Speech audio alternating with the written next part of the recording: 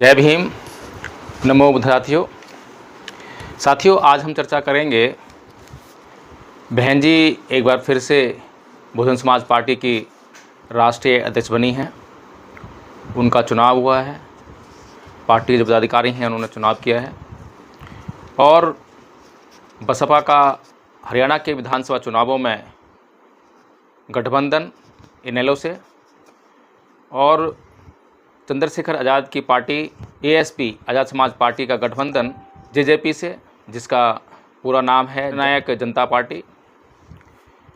तो साथियों, सबसे पहले हम चर्चा करेंगे कि बहन जी फिर से बहुजन समाज पार्टी की राष्ट्रीय अध्यक्ष चुन ली गई हैं। किन लोगों ने चुनी हैं, चुनने का जो मतलब होता है वो क्या होता है। दो तरह का चुनाव होता है। एक फॉर्मेलिटी, यानी कि केवल चुनाव करने का स्वांग रचना है, ढोंग करना है कि हाँ लोगों ने जो है अपनी सहमति जताई है। अब लोग अपनी सहमति कैसे जताते हैं? किसी लोभ में, लालच में, दबाव में, किसी भी प्रकार से ये सहमति आ सकती है। जिस प्रकार से हम पिछले गत वर्षों में बहुजन समाज पार्टी का जो राजनीतिक प्रदर्शन है उसको देख रहे हैं और उसके बाद फिर से बहुजन समाज पार्टी की मुखिया के रूप में बहन कुमारी मायावती जी का पार्टी के पदाधिकारियों द्वारा चुनाव कर लेना कम से कम यह तो साबित करता है कि पदाधिकारियों की ये अपनी मर्ज़ी नहीं है। ये वही पदाधिकारी हैं जो बहन जी के सामने जाकर बहन जी कहते थकते नहीं हैं और जिनकी ज़ुबान से बहन जी के अलावा दूसरा कोई शब्द निकलता नहीं है। बहन जी के शब्द ही निर्देश, नीति, योजना सब कुछ हो जाते हैं। तो ऐसे में अगर हम बात करें कि बहुजन समाज पार्टी के अंदर चुनाव हुआ, तो मुझे लगता है कहीं ना कहीं ये शब्दों में बेईमानी है। ये शब्द जो है ईमानदारी पूर्वक नहीं कहे जा रहे हैं। इन शब्दों में किसी प्रकार की ईमानदारी नहीं है। खैर, ये तो बहुजन समाज पार्टी का अब जो है अंदरूनी मामला हो गया है। हालांकि बहुजन समाज पार्टी का निर्माण 14 अप्रैल 1984 को जब मान्यवर साहब कांशीराम जी ने किया था, तो इस बहुजन समाज के लिए किया था। बहुजन समाज को उसके दुखों से मुक्ति दिलाने के लिए किया था। बहुजन समाज की भारत की राजनीतिक सत्ता में भागीदारी को सुनिश्चित करने के लिए किया गया था। यानी कि उसमें बहुजन समाज था। लेकिन अब ऐसा दिखाई देता है, जिस प्रकार से बहन जी लगातार राजनीतिक असफलताओं के बावजूद पार्टी की राष्ट्रीय अध्यक्ष चुनी जा रही हैं, उसके बाद अब पार्टी की राष्ट्रीय अध्यक्ष चुनी जाती हैं वो तो बात ठीक है, लेकिन अपने आप से फिर अपने भतीजे को, अपने भाई को पार्टी के मुख्य पदों पर आसीन कर देती हैं। जबकि कोई भी पद, राष्ट्रीय अध्यक्ष का पद अगर जिस प्रकार से चुनाव हुआ, कहा जा रहा है चुनाव हुआ, हम मान लेते हैं चुनाव हुआ, इसी प्रकार से जो अन्य पद हैं उनका भी चुनाव होना चाहिए। जब चुनाव होता है तो चुनाव का एक आधार होता है। चुनाव का आधार होता है योग्यता। हालांकि चुनाव में छल, कपट, बेईमानी, गुटबाजी ये सब भी देखने को मिलती है। लेकिन अगर इन सब बातों की तुलना अगर हम परिवारवाद से करें तो मैं ये समझता हूँ कि कम से कम ये जो बातें हैं, जैसे कि अभी हम बीजेपी को देखते हैं, बीजेपी के अंदर भी परिवारवाद है, इससे इनकार नहीं किया जा सकता। सारे जितने भी लाभ के पद हैं उन पर सब पार्टी के मुख्य पदाधिकारियों के रिश्तेदार ही आसीन हैं। लेकिन फिर भी जब कभी योग्यता को आधार बनाया जाता है और योग्यता के आधार पर पदाधिकारियों का चुनाव होता है, तो वहाँ पर छोटे से छोटे पदाधिकारी को भी एक उम्मीद होती है, आशा होती है कि अगर वो अपना जीवन इस मिशन के लिए लगा दे, इस उद्देश्य के लिए लगा दे, तो एक दिन जो है उसे कामयाबी अवश्य मिलेगी। तो साथियों, इस प्रकार से इसे बहुजन समाज पार्टी के कार्यकर्ता, पदाधिकारी बुराई कह सकते हैं कि मैं पार्टी की बुराई कर रहा हूँ। लेकिन ये बुराई किसके हित में है और किसके विरोध में है, इस बात पर जो है पार्टी के पदाधिकारियों को, कार्यकर्ताओं को, समर्थकों को गहन चिंतन करना चाहिए। जब तक हम ईमानदारी से, निष्पक्षता के साथ में इन बातों पर चिंतन मनन नहीं करेंगे, तब तक पार्टी का जनाधार बढ़ने की मुझे संभावना कहीं दूर दूर तक दिखाई नहीं देती है। इसके अलावा चंद्रशेखर आज़ाद की पार्टी असपा ने जो जेजेपी पार्टी है उससे गठबंधन किया है, और उसी परिवार की एक और पार्टी जिसमें से टूटकर ये जेजेपी पार्टी बनी, यानी कि इनेलो, इंडियन नेशनल लोकदल पार्टी, जिसके राष्ट्रीय अध्यक्ष ओम प्रकाश चौटाला जी हैं, उससे बीएसपी ने गठबंधन किया है। और बहुजन समाज की दोनों पार्टियां, एक तरफ असपा दूसरी तरफ बसपा, दोनों का गठबंधन एक ही परिवार की दो पारिवारिक पार्टियों से हुआ है। आज़ाद समाज पार्टी को 70 में से 20 सीटें दी गई हैं। अगर इन गठबंधनों को विचारधारात्मक तरीके से देखा जाए तो दोनों पार्टियों की विचारधारा उन दोनों पार्टियों की विचारधारा से दूर दूर तक मेल नहीं खाती है। पहली बात तो ये कि जेजेपी या फिर आईएनएलडी दोनों पार्टियां पारिवारिक पार्टियां हैं, उसमें परिवारवाद का कब्जा है। परिवार के लोग ही उसमें जो है मुख्य तौर पर सांसद बनते हैं, एमएलए बनते हैं, और इन दोनों पार्टियों की कमान जो है इसी परिवार के पास रहती है, इसके अलावा दूसरे किसी के पास नहीं जाती है। तो इस प्रकार से जो बहुजन समाज की विचारधारा है, बहुजन समाज बनाने की विचारधारा, उसके खिलाफ ये एक गठबंधन है।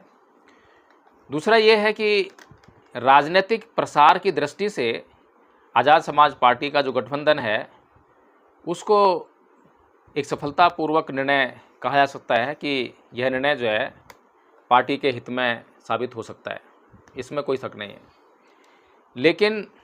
लेकिन एक सच्चाई यह भी है कि अब तक असपा ने जिन राज्यों में भी अन्य पार्टियों से गठबंधन किया है, गठबंधन के बावजूद एक भी सीट जीतने में कामयाब नहीं रही है, बल्कि जिन पार्टियों के साथ में गठबंधन किया उन्हें सफलता अवश्य मिली है। हरियाणा में 21% दलित वोट कहा जाता है कि 21% दलित वोट बैंक है यहाँ पर। अब ये 21% दलित वोट बैंक किसके पास है? सारा का सारा वोट बैंक असपा और बसपा के पास नहीं है। इसमें अगर दलित वोट बैंक पर बहुजन समाज पार्टी और आज़ाद समाज पार्टी का कब्जा अगर देखना चाहें तो 21% दलित समाज में से अब तक, क्योंकि असपा तो पहली बार चुनाव लड़ रही है, तो बसपा ने अब तक कितना परफॉर्म किया है, उसके पास कितना वोट आया है दलितों का, इसको अगर हम देखने का प्रयास करें, क्योंकि बसपा को दलितों के अलावा कोई अन्य व्यक्ति वोट नहीं देता है कभी भी, ये तथ्य जो है जगजाहिर है।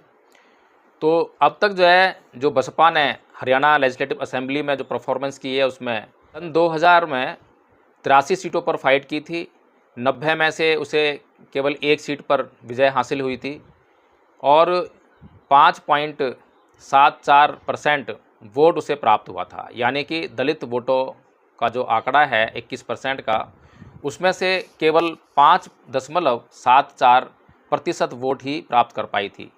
2005 में 90 सीटों में से 84 सीटों पर चुनाव लड़ा था, जिसमें से कि एक सीट जीती थी, और वोट बैंक जो है पिछला वोट मिला था 5.74%, उसमें से घटकर अब यह 3.22% रह गया।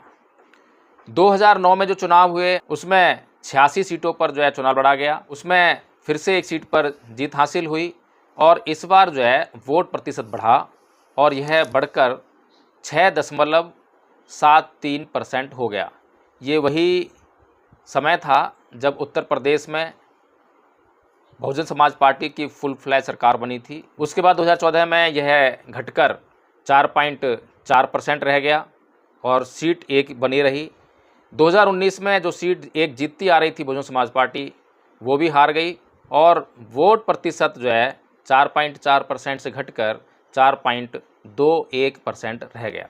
यानी कि कुल मिलाकर अगर हम देखें अब तक, तो अगर हम विचारधारा के आधार पर आकलन करना चाहें तो 6.73% जो 21% दलित वोट है हरियाणा में, उसमें से केवल 6.73% दलित वोट जो है बसपा को अब तक विचारधारा के रूप में हासिल हुआ है।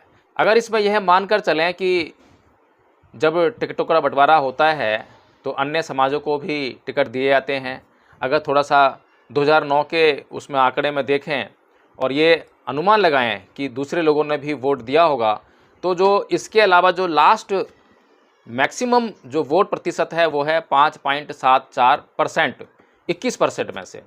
यानी कि ये जो 5.74% लोग हैं दलित वोट बैंक में, जो 21% दलित वोट बैंक है उसमें से, ये लोग कहे जा सकते हैं कि बहुजन समाज पार्टी की विचारधारा को समझते हैं, यानी बहुजन समाज की विचारधारा को समझते हैं, यानी कि परम पूज्य बाबा साहेब डॉक्टर भीमराव अंबेडकर से इत्तेफाक रखते हैं, उनकी विचारधारा को जानते हैं, मिशन मूवमेंट वाले हैं, उसके लिए प्रचार प्रसार के लिए काम भी करते हैं।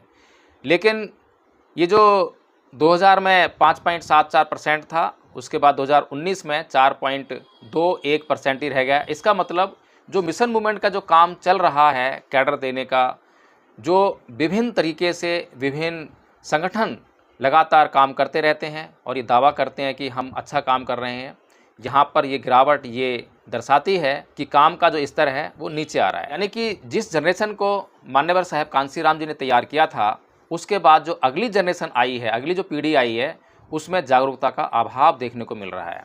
तो अब जो चौटाला परिवार की दो पार्टियाँ, दोनों पार्टियों की नज़र हरियाणा की गद्दी पर, हरियाणा के सीएम पद की गद्दी पर, और उसके लिए वो देख रहे हैं बसपा और असपा कि जो दलित वोट बैंक उसका सहारा।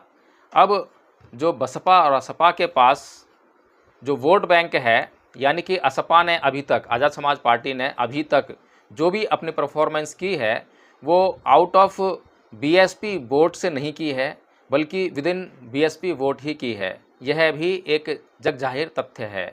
यानी कि जो बसपा के पास जो 21% दलित वोट बैंक है हरियाणा में, उसमें से ही असपा कुछ ना कुछ वोट बैंक जो है, जो अपने ये जो आंदोलन करने का जो दावा करते हैं उसके नाम पर जो है ये लेंगे, और इसी पर नज़र है इन पारिवारिक पार्टियों की।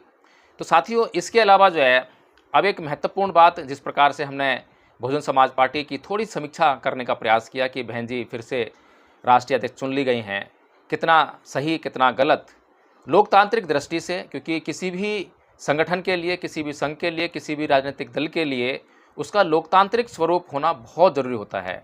अगर किसी भी पार्टी का लोकतांत्रिक स्वरूप बना रहता है तो उसकी सफलता भी स्थायी तौर पर देखी जा सकती है।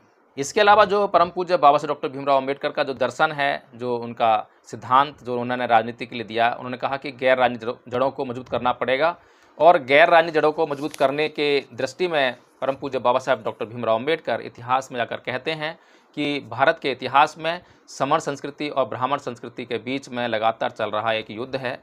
इस युद्ध में जो भी विजेता होगा उसके पास जो है राजनीतिक सत्ता होगी। तो मान्यवर साहेब कांसीराम जी इस समण संस्कृति की विचारधारा को समझते हैं, और जो गैर राजनीतिक जड़ें हैं, यानी कि गैर राजनीतिक जड़ों की जब हम बात करते हैं तो उसमें दो बातें शामिल हो जाती हैं, एक धार्मिक आंदोलन और एक सामाजिक आंदोलन। तो ये सामाजिक और धार्मिक आंदोलन, इनको गैर राजनीतिक जड़ें कहा जाता है। ये जो सामाजिक आंदोलन जो हैं, जब तक इनको धार्मिक आंदोलन के जरिए पूरी तरह से एक राजनीतिक संस्कृति वहाँ पर पैदा नहीं की जाएगी जिस क्षेत्र में हम चुनाव लड़ना चाहते हैं, तब तक हम ये कभी भी कह नहीं सकते हैं कि हम जो है जो हमने प्राप्त किया है उसको आगे भी रख सकते हैं। इसका हमने लगातार उदाहरण देख रहे हैं कि लगातार जो है जब एक पीढ़ी को जगा देते हैं तो अगली पीढ़ी को भी जगाने का जो काम होता है वो नहीं हो पाता है, और अगली पीढ़ी जो है आप से छिटक कर कहीं और चली जाती है। ये राजनीतिक संस्कृति को समझना बहुत ज़रूरी है कि ये राजनीतिक संस्कृति आखिर है क्या। पॉलिटिकल कल्चर यानी कि राजनीतिक संस्कृति, यानी कि आप जो हैं एक विचारधारा के अभ्यस्त हो जाएं। अभी जो आपका अभ्यास है वो आपका परमानेंट नहीं है, या कहें कि अभी जो आपका अभ्यास है, जहाँ से आपको पूर्व स्थिति से खींचकर इधर लेकर आए थे, अभी भी आपके चित्त की स्थिति, आपकी संस्कृति की स्थिति वैसी की वैसी बनी हुई है। इसीलिए लगातार जो है आरएसएस और बीजेपी जो संगठन हैं वो इस वोट बैंक को, जो कि हमने एक कैडर के माध्यम से, आंदोलन के माध्यम से उसे जगाया एक पीढ़ी को, फिर वो हार नहीं मानते हैं। बीजेपी आरएसएस हार नहीं मानती है, वो ये कहती है कि ये पीढ़ी जग गई है, कोई बात नहीं, क्योंकि इसमें अभी सांस्कृतिक परिवर्तन नहीं हुआ है, अभी तक सांस्कृतिक बदलाव नहीं हुआ है, अभी तक इनके मन मस्तिष्क से जो है वो संस्कृति गई नहीं है। कौन संस्कृति नहीं गई है? ब्राह्मणवादी संस्कृति नहीं गई है। इसको समझने के लिए जो है मैं आपसे अनुरोध करूंगा कि आप जो है एक तो इस चैनल को सब्सक्राइब कर लें और वीडियो को लाइक और इस पर कमेंट करना ना भूलें। दूसरा, धम्मपद संघ को आप जो है ज्वाइन करें। आपको नंबर दिए जा रहे हैं इस वीडियो के माध्यम से, इसमें कॉन्टेक्ट करके आप जो है लिंक प्राप्त कर सकते हैं। और धम्मपद संघ से जुड़ेंगे तो आपको जो है ये जो सांस्कृतिक परिवर्तन है इसको गहराई से समझने में मदद मिलेगी और आपके हर एक प्रश्न का जवाब भी मिलेगा। तो कुल मिलाकर साथियों यही कहना है कि अभी बहुजन समाज का सांस्कृतिक परिवर्तन नहीं हो रहा है। अभी केवल और केवल फौरी तौर पर for the time being at present time अभी जो इस क्षण में जो है जो आंदोलन होता है उसकी एक पैदावार होती है, उसका एक परिणाम आता है, रिजल्ट आता है और उस परिणाम को, उस फल को, उस पैदावार को जो है हम भोगने का काम कर लेते हैं। भविष्य की चिंता हमें नहीं रहती है। तो इस प्रकार से अगर हम दोनों पार्टियों का जो बहुजन समाज पार्टी जो कि बहुजन समाज की पार्टी हैं असपा और बसपा, अगर दोनों की समीक्षा करना चाहें विचारधारात्मक तौर पर जो है तो दोनों पार्टियां जो हैं असफल दिखाई देती हैं। क्योंकि अभी तक मैं आपको एक बात और मोटी सी कहना चाहता हूं कि यदि आपको कोई व्यक्ति, कोई सवर्ण समाज का व्यक्ति अगर आपको जय भीम का संबोधन करता है तो आपको कैसा लगता है? बहुत अच्छा लगेगा, खुश हो जाएंगे। जी हाँ। अब जय भीम है क्या? जय भीम एक शब्द है। अगर मैं कहूँ कि कोई एक व्यक्ति जो कि हिंदी जानता है और कोई भाषा नहीं जानता और तमिल में कोई व्यक्ति उसको गाली दे, तो जो तमिल में गाली दिए तो उसका उस पर क्या प्रभाव पड़ेगा? कुछ भी प्रभाव नहीं पड़ेगा। क्यों नहीं पड़ेगा? क्योंकि उसने खाली ध्वनि सुनी है और ध्वनि को उसने कुछ जोड़ तोड़ लिया हो तो उसने उनको कुछ शब्द, अगर उसने जो है उस ध्वनि को पहचान लिया हो और उस ध्वनि को जो है दोबारा से प्रोनाउंस कर सके तो उसे कहेंगे शब्द, कि उसने कुछ शब्द सुन लिए। इतना तक हो सकता है। उसके बाद जो है रिएक्शन क्यों नहीं आ रहा? उसका गाली दे रहा है लेकिन रिएक्शन नहीं आ रहा। कारण ये है कि जो ध्वनि होती है, ध्वनि से शब्द बनते हैं, शब्द से भाव बनता है और भाव से भावना बनती है और भावना से विचार बनता है और विचार से विचारधारा बनती है। ये जो क्रम है, इसी क्रम को अगर हम समझने का प्रयास करें, जैसे ही कोई व्यक्ति जय भीम का संबोधन करता है तो हम खुशी के मारे उछल पड़ते हैं। और जो बहुत ज़्यादा भावुक लोग होते हैं, भावनाओं की गिरफ्त में आए हुए लोग होते हैं, जय भीम का संबोधन सुनते ही, चाहे वो कोई भी व्यक्ति है, उसके पीछे पीछे होने से भी नहीं चूकते हैं, चाहे वो व्यक्ति जो है आपके प्रति कितना ही षड्यंत्र क्यों ना कर रहा हो। अब तक हमने यही देखा, अब तक जो है समाज में जितने भी आंदोलन हो रहे हैं, वो चाहे चंद्रशेखर आज़ाद ने आंदोलन किया हो, चाहे प्रोफेसर रितु ने किया हो, चाहे महमूद प्राचार्य ने किया हो, चाहे रतन लाल का हो, चाहे राजेंद्र पाल गौतम का हो, डॉक्टर लक्ष्मण यादव का हो, तो इन सब की मैं लगातार समीक्षा करता रहता हूँ। समीक्षा करके बताया भी है आपको कि किस प्रकार से आप लोगों को जो है गुमराह किया जा रहा है।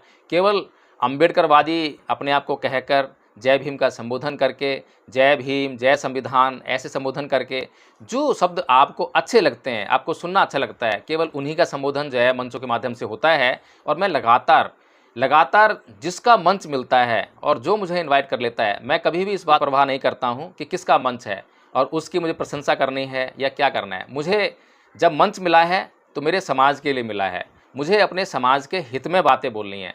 क्योंकि परम पूज्य बाबा साहेब डॉक्टर भीमराव अंबेडकर की विचारधारा को जब तक पूर्णतः कोई उससे सहमत ना हो, तब तक उसे अंबेडकरवादी कैसे कह सकते हैं?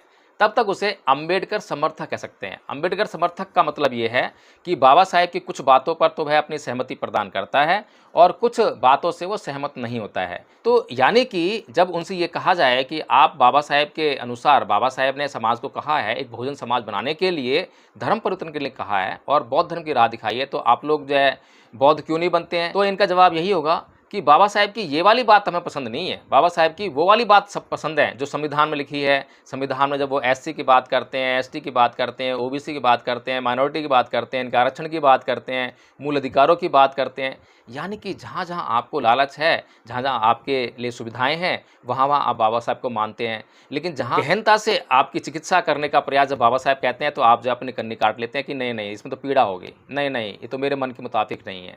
तो इसीलिए साथियों जो है, तो जय भीम का जो संबोधन सुनकर ही जो पागल हो जाता है वो समाज जो है, तो वो किसी के पीछे भी चल सकता है। अभी हमने एक धोखा खाया डॉक्टर लक्ष्मण यादव से। डॉक्टर लक्ष्मण यादव जो आज हैं, डॉक्टर लक्ष्मण यादव, क्या उनको डॉक्टर लक्ष्मण यादव बनाने में यादव समाज की भूमिका है? इसका उत्तर है बिल्कुल भी नहीं। तो डॉक्टर लक्ष्मण यादव को, डॉक्टर लक्ष्मण यादव जो आज वो हैं, उनको ये कद देने में किसने महत्वपूर्ण भूमिका निभाई? तो इसका उत्तर है जाटव चमार समाज ने। मंच किसने दिए? जाटव चमार समाज ने। सोशल मीडिया पर जितने भी जो चैनल बने हुए हैं, जो लोग इनको दिखाने का काम करते हैं, इनके इंटरव्यू लेते हैं, वो लोग कौन है? जाटव चमार लोग हैं। यानी कि जाटव चमार लोगों ने इस उद्देश्य को ध्यान में रखते हुए कि डॉक्टर लक्ष्मण यादव जो हैं जय भीम का संबोधन करते हैं, बहुजन समाज की बात करते हैं, संविधान की बात करते हैं, डॉक्टर अंबेडकर की बात करते हैं, इसीलिए इस चमार जाटव समाज ने जो है उन्हें आज जो डॉक्टर लक्ष्मण यादव हैं उन्हें डॉक्टर लक्ष्मण यादव बनाया। लेकिन उसके बाद क्या हुआ? वो कहाँ गए? उन्होंने जो है सपा का दामन थामा और सपा के लिए प्रचार करते हुए पिछले लोकसभा चुनावों में लगातार उन्होंने ये कहा कि अगर आपको जो है संविधान को बचाना है, आरक्षण को बचाना है, दलितों पर अत्याचार शोषण को रोकना है, तो सपा को वोट दीजिए। उनकी इस बात में मुझे कोई बुराई नज़र नहीं आती है। बुराई कहाँ पर है उसको भी देखना चाहिए। केवल सपा को ज्वाइन कर लेना, सपा के लिए प्रचार करना, इसमें कोई बुराई नहीं हो सकती है। बुराई इस बात में है कि सपा की विचारधारा क्या है। मुझे अच्छी तरह से याद है कि जब माननीय मुलायम सिंह यादव जी जो कि अखिलेश यादव जी के पिताजी थे, जब उनका देहांत हुआ तो अखिलेश कुमार यादव जी गंगा स्नान करने आते हैं। उन्हीं ब्राह्मणवादी कर्मकांडों में जो कर्मकांड हैं उनको पूरा करते हैं और उनकी पत्नी भी ऐसा ही करते हुए दिखाई देती हैं। जितने भी हिंदुओं के जो पर्व हैं, त्यौहार हैं, उसमें पूरी संलग्नता दिखाते हैं। इस प्रकार से हमें एक ब्राह्मणवादी षड्यंत्र में फंसा हुआ एक पार्टी का अध्यक्ष, अब अध्यक्ष है तो उसी के कंधों पर सारी जिम्मेदारी है उस पार्टी की विचारधारा को आगे लेकर चलने की। तो जिस पार्टी की विचारधारा परम पूज्य बाबा साहब डॉक्टर भीमराव अंबेडकर की विचारधारा के विरोध में है, तो उसके साथ में किसी भी प्रकार से संपर्क करना, उसके लिए प्रचार प्रसार करना, इसमें दोष आता है। तो क्योंकि मैं बात ईमानदारी करता हूं, केवल इसलिए कि मुझे डॉक्टर लक्ष्मण यादव पसंद हैं तो मैं उनकी तारीफ़ करूं, मुझे पसंद नहीं है तो मैं उनकी बुराई करूं, ये तो कोई बात नहीं हुई। बात तो हमें पूरे समाज के लिए करनी पड़ेगी। इसी प्रकार से जब आदरणीय राजेंद्रपाल गौतम जी ने, जो कि अभी एमएलए हैं आम आदमी पार्टी से, पूर्व में मंत्री थे, मंत्री पद से त्यागपत्र उन्होंने किस सूरत में दिया आपको पता ही होगा। जब उन्होंने समाज को धर्म परिवर्तन कराते हुए 22 प्रतिज्ञाएं ली तो समाज को बहुत अच्छा लगा। समाज को लगा कि यही एक आदमी है जो बाबा साहेब की विचारधारा को फॉलो कर रहा है।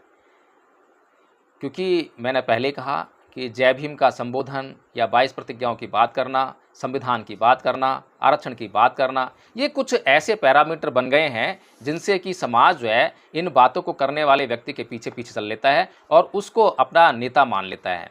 तो अभी अगर हम थोड़ा समीक्षा करना चाहें कि आदरणीय राजेंद्रपाल गौतम का अभी स्टैंड क्या है, अभी पीछे जो है उन्हीं की पार्टी के जो उनके स्थान पर मंत्री बनाए गए थे राजकुमार आनंद जी, उन्होंने इस्तीफा दिया आम आदमी पार्टी से और यह कहकर इस्तीफा दिया कि केजरीवाल जो है घोर जातिवादी व्यक्ति है, ये दलितों के खिलाफ है, ये SC ST जो समाज है उसके खिलाफ है, उनके आरक्षण के विरोध में है।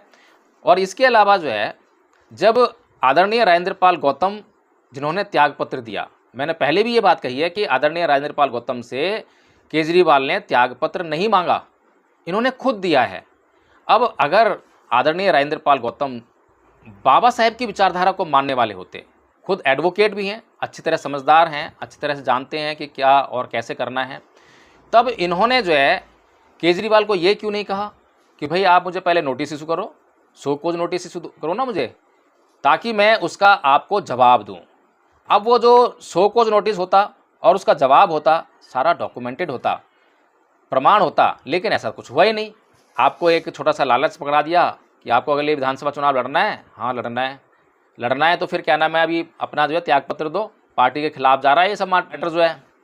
तो उसके तुरंत बाद ही फिर क्या हुआ, आदरणीय राजेंद्रपाल गौतम जी ने त्यागपत्र भी दे दिया। उसके बाद जो है गुजरात में इलेक्शन कैंपेन चल रहा है आम आदमी पार्टी का, और वहाँ क्या बोल रहे हैं आदरणीय केजरीवाल जी, वो बोल रहे हैं कि मुझे ईश्वर ने असुरों का वध करने के लिए भेजा है। अब असुर किसे कह रहे हैं, इस देश में असुर किसे कहा जाता है, यानी राजेंद्रपाल गौतम असुर हैं, उनका वध करने के लिए भेजा है। और फिर क्या बोलते हैं कैंपेन में कि भारत की करेंसी पर, यानी कि जो भारत के जो नोट हैं उन पर जो है लक्ष्मी और गणेश की फोटो आनी चाहिए। अब बताइए, इतना सुनने के बाद भी आप उसी पार्टी में अभी तक बने हुए हैं। मुझे तो समझ में नहीं आ रहा कि आप कैसे अम्बेडकरवादी हैं। लेकिन ये जो समाज है, इस समाज में कुछ लोग जो हैं सभा सम्मेलन करते हैं, बड़े बड़े मंच लगाते हैं। ये जो मंच लगाने वाले लोग हैं, ये लोग जो हैं बाबा साहब के समय से ही समाज से गद्दारी करते आ रहे हैं। क्योंकि इन लोगों का कौन सा वक्ता समाज के हित में है, कौन सा वक्ता समाज के हित में नहीं है, इससे कोई लेना देना नहीं है। समाज के लिए कौन ज़मीनी स्तर पर काम कर रहा है, इससे कोई लेना देना नहीं है। इनका लेना देना सिर्फ इस बात से है, कौन मंत्री है, कौन एमपी है, कौन एमएलए है, या कौन जो है बहुत चर्चित चेहरा है, तो उसको जो है मंचों पर बुलाएंगे। मंचों पर क्यों बुलाएंगे? क्योंकि बहुत सारी भीड़ आएगी। बहुत सारी भीड़ आएगी तो क्या करेंगे? तो उनका कार्यक्रम सफल हो जाएगा। या तो दान का मैटर रहता है कि चंदा इकट्ठा करेंगे, उससे उसका उनके घर भी चल रहे हों, या फिर जो है कार्यक्रम की सफलता का श्रेय लेंगे। मैं अध्यक्ष, मैं संगठन मंत्री, मैं महासचिव, मैं कोषाध्यक्ष, ये सब वहाँ पे जो है नाम पुकारे जाएंगे, उनके साथ में फ़ोटो खिंचवाई जाएंगी। इतने से काम के लिए पूरे समाज को गिरवी रखने से ये लोग नहीं चूकते हैं। तो साथियों, मैं जो ये वीडियो बना रहा हूँ, मैं ये वीडियो इन लोगों के लिए नहीं बना रहा हूँ जो ये समाज के प्रमुख चेहरा गिने जाते हैं, या फिर जो मंच लगाकर जो है इन लोगों को मंच देते हैं। मैं ये वीडियो जो है आप आम लोगों के लिए बना रहा हूँ कि आप जो है केवल जय भीम का संबोधन सुनते ही पागल मत हो जाइए। अभी अगर मैं असपा की आधारशिला की बात करूं कि भाई मान्यवर साहब कांसीराम जी को पहला लोकसभा चुनाव जीतने में या राज्यसभा में जाने में कितना समय लगा? क्या पहला चुनाव लड़ते ही वो जीत गए? नहीं जीते। तो इसका मतलब ये है, अगर आदरणीय चंद्रशेखर आज़ाद जी आज पहला लोकसभा चुनाव लड़ते हैं और वो लड़ते ही जो है लोकसभा के सदस्य बन जाते हैं, यानी कि मेंबर ऑफ पार्लियामेंट बन जाते हैं, तो मान्यवर साहब कांसीराम जी की छवि लोगों ने उनमें देखना शुरू कर दिया। जैसे बाबा साहेब ने त्याग समर्पण बलिदान किया पूरा का पूरा, तो बाबा साहेब की बनाई हुई पार्टी जिनके हाथ में थी, तो वो बाबा साहेब की छवि जो है उन लोगों में देख रहे हैं। ये लोगों की जो है बीमारी है, लोगों की मानसिक बीमारी है कि लोग जो हैं अपने महापुरुषों की छवि जो है किसी न किसी में ढूंढने का प्रयास करते हैं। क्यों करते हैं? क्योंकि भगवान बुद्ध ने कहा अत्त दीपो भव, कि अपना दीपक स्वयं बनिए। अब अपना दीपक स्वयं बनने के लिए तो मेहनत करनी पड़ेगी, बहुत ज़्यादा परिश्रम करना पड़ेगा, लेकिन अब इतनी मशक्कत कौन करे? इसलिए एक मसीहा हमेशा जो है ये समाज ढूंढता रहता है। हम लोग हमेशा एक मसीहा ढूंढते हैं कि कोई मसीहा आएगा, हमारा उद्धार करेगा। और जब हम मसीहा ढूंढते हैं तो हर एक आदमी जो बोल रहा है उसको देखते हैं, अरे ये मेरा मसीहा है, अरे ये मेरा मसीहा है, अब इसने ये गलत कर दिया, ये मेरा मसीहा नहीं है। तो ये जो हमारे जांच करने का जो तरीका है मसीहा का, ये बड़ा अजीबोगरीब है। अजीबोगरीब क्यों है? क्योंकि जिस प्रकार से मान्यवर साहब कांसीराम जी ने कुछ कार्य किया, उसी पैटर्न पे अगर कोई कार्य करना शुरू कर दे तो वो मसीहा हो गया।